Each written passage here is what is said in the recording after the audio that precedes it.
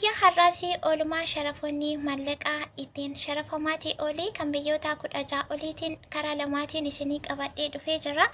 Har'a immoo karaa gabaa gurraachaatiin daddabaleetu jira. Akkasuma odeeffannoon tokko tokko jiru yookaan immoo akka dallaalonni tokko tokko haasa'anitti fuuldura kana gabaa gurraacharraan ni dabalaa kan jedhu dubbachuutti jiru. Yeroo girgirriin suni ka'ee of eeggadhaa.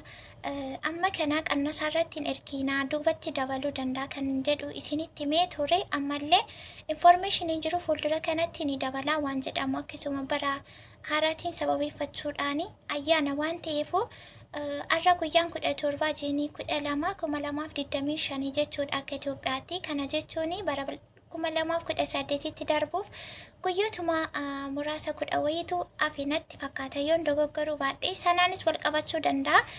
Kanaaf har'as immoo karaa lamaatiin ilaallaa jechuudha. Kanneen akka Ameerikaa doolaarii, paawundi sterlingii, yuuroo, suuziin firankii, suudiin kiroonii, noorweey kiroonii, akkasuma Kanaadaa doolaar, Saawud Arabiyaa riyaal, Dubaay dirham, Awustiraaliyaa doolaar, Chaayinaa yawaan, kanneen akka Kuwait, Omaan, Joordaanii fi isaan kana karaa lamaatiin isinii qabadhee dhufee jira. Laayikii gochuutiin eegalaa. Laayikii gochuun irraanfatinaa baay'een keessan hin dagattu. Akkasumallee yoo laayikii godhaa isiniin jedhanii hin aartu ta'e hin beeku gadi deema.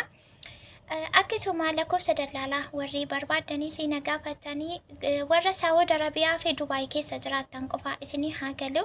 Warra Dubaay fi Saawud Arabiyaa keessa jiraattan qofaa Saawudirraa gara Itoophiyaatti karaa gabaa gurraacha warra ergachuu barbaadanii akkasumallee Dubaayirraa gara Itoophiyaatti karaa gabaa gurraachaan warra ergachuu barbaadan qofaaf malee Dubaayirraa gara Saa'udiitti osoo hin taane gara Itoophiyaatti warra ergachuu barbaadanii lakkoofsa bilbilaa 00971 6925 irratti karaa WhatsAppiitiin bilbiltanii lakkoofsa daldalaa argachuuti dandeessuu. Irra deebii ijoollee Saawud Arabiyaarraa gara Itoophiyaatti ergachuu barbaadan akkasuma Dubaayirraa gara Itoophiyaatti ergachuu barbaadan bakka jirtanitti nageenyi isiniif haa ta'u jirtu jecha. Guyyaa har'aas immoo informationii yookaan oduulee waqtaawwaa ta'anii kan har'aa Agustii 23/8/2025 isinii qabadhee dhufeetiin jira. Isinis yeroo jalqabaaf mana kanatti warri dhuftanii anaa dhufuu isiniin Subscribe gochuun miseensa chaanala kootti dabalamaa viidiyoo laayikii godhaa. Please akkasumallee olirra kaawwachuun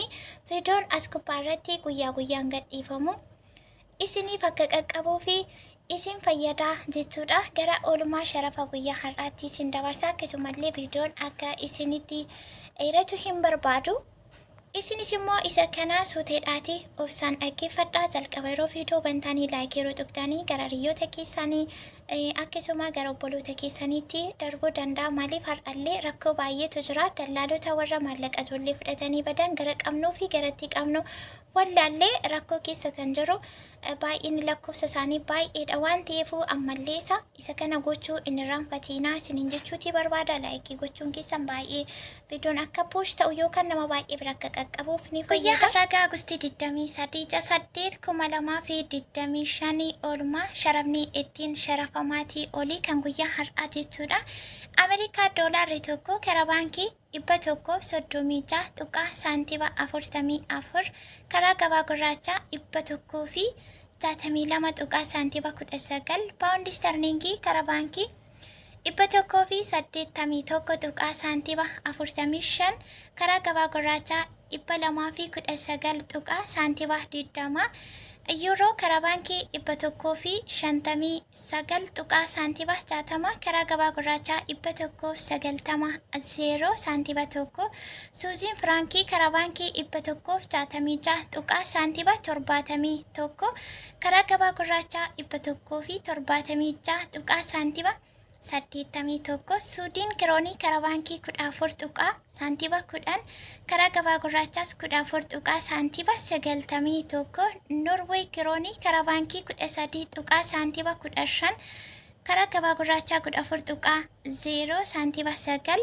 Kanaadaa doolaar karaa baankii 96 saantiba 89 karaa gabaa gurraachaa immoo 117 saantiba 25 Inniti aanu Saawud Arabiyaa riyaalidha. Saawud Arabiyaa riyaal guyyaa kaleessaas har'asii baankii irratti hin daballe har'a garuu karaa gabaa gurraachaa dabaleetu jira.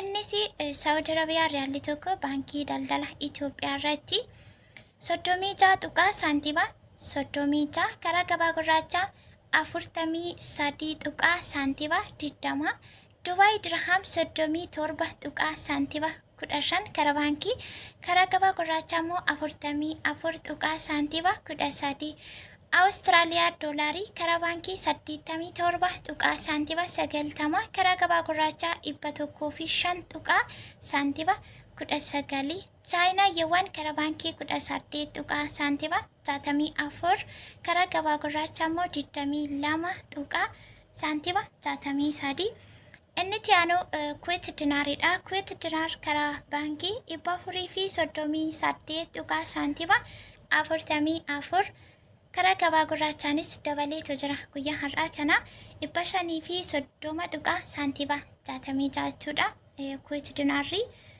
Kuwait dinaarri tokko karaa gabaa gurraachaa 530 tuqaa saantiima 66 inni tiyaanu Oman Riyaal karaa baankii 368 tuqaa saantiima 71 karaa gabaa gurraachaa immoo 421 tuqaa saantiima 80 Joordaan dinaar karaa baankii 199 tuqaa saantiima 23 karaa gabaa gurraachaa 228 tuqaa saantiima 64 Inni tiyaanu Bahariin dinaar karaa baankii 374 tuqaa saantiima 64 karaa gabaa gurraachaa 429 tuqaa saantiima 69 Riyaal karaa baankii 38 tuqaa saantiima 94 karaa gabaa gurraachaa 43 tuqaa 00 Yamar Riyaal karaa baankii 0 tuqaa saantiima 59 Inni tiyaanu Indiyaadha. Indiyaa karaa baankii 1 62 Turkii liiraa karaa baankii 3 tuqaa saantiima 46 Ijiptiyaan paawundii karaa baankii 2 tuqaa saantiima 93 Oolmaan sharafa guyyaa har'aa ittiin olii kana fakkaata. Akkuma isin jedhee lakkoofsa bilbilaa warri barbaadanii jalqabarraa isinii kaayitiin turee ijoollee Saawudi Arabiyaarraa karaa gabaa gurraachaan gara biyyaatti ergachuu barbaadanii fi akkasuma immoo Dubaayirraa gara biyyaatti ergachuu barbaadanii karaa WhatsAppiitiin dubbistanii lakkoofsa daldalaa fudhachuutii dandeessuu isiniin jechuutii barbaada. Akkuma isiniin jedhagaa guyyaa har'aa immoo saantiima xiqqoo dabaleetu jira. Karaa gabaa gurraachaa dabalii gaafa hidhamu takkumaan ol baatu hin taane saantiima xiqqoodha kan inni dabalaa deemu. Qannasii gaafa jedhamus immoo saantiimuma xiqqoo qannasaa gadi bu'a malee yeroo tokkotti miti jechuudha. Yeroo tokkottis baay'een dabalu, yeroo tokkottis immoo baay'ee hin qannasu. Isa kana akkasittiin fudhachuu qabdu. Isin immoo guyyaa guyyaatiin odeeffannoo akkasii oolmaa sharafnittiin olii kana gaafa qabaattan guyyaa kaleessaa kanaan olii har'a immoo hagam dabalee yookaan kaleessa dabalee har'a immoo hagam qannasee jettanii herrega keessan baafachuu dandeessu. Dallaalaatti illee gaafa kennitan dura herregdanii kaalkuleetii gootanii hagam akka ta'u maallaqa keessanii erga hubattanii dallaala wajjin walii galtanii itti kennachuutii dandeessu isiniin jedha. Ammas immoo irra deebii ijoolleen Saawudii keessatti dhaabbatee maal ta'e namni warri jettanii wanuma dhaabbatee hin qabu. Inumaayyuu dabaleedhameetu odeeffannoo akkasiitu jira waan ta'eef isa kanallee akkasittiin hubadhaa isiniin jedha. Akkuma isiniin jedhe laayikii gochuu, sheerii gochuu hin irraanfatina. Viidiyoo biraatiin nagaan deebi'ee dhufutti bakka jirtanitti nagaanaaf ta'a. Bakka dogoggorri jiru na sirreessaa isiniin jecha baay'ee.